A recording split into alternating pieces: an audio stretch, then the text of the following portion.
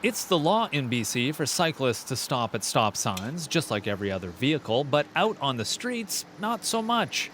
How do you treat a stop sign in Vancouver? Like a yield sign. Yeah. Yeah. Unless there's a lot of traffic, and then I do stop.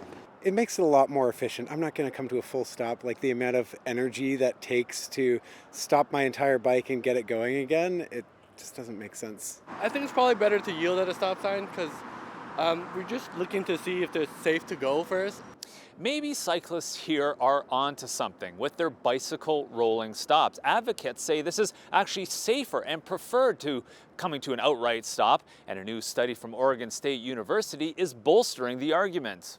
Researchers there study the difference between coming to a complete stop at stop signs and having cyclists slow down, check for safety, and then proceed. They had drivers and cyclists interact through a virtual simulation and found with proper education for both cyclists and drivers, those on bikes preferred to yield rather than stop and went through intersections faster. Driving participants, meanwhile, approached intersections either more slowly or at a similar speed, meaning laws that let cyclists treat stop signs as yield signs lead neither riders nor motorists to act unsafely. The academics behind the research want it to be used by policymakers to give them information to support prospective legislative policies, set up educational programs, and enforce any new laws.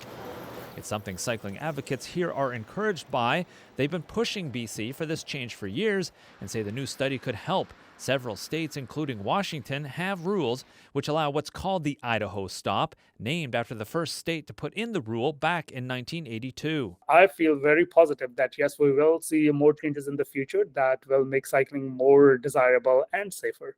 The province says the safety of all road users is its top priority, and having all road users stop at stop signs ensures this. But it's not completely putting a stop to further study of the issue that could yield a change. Chad Pawson, CBC News, Vancouver.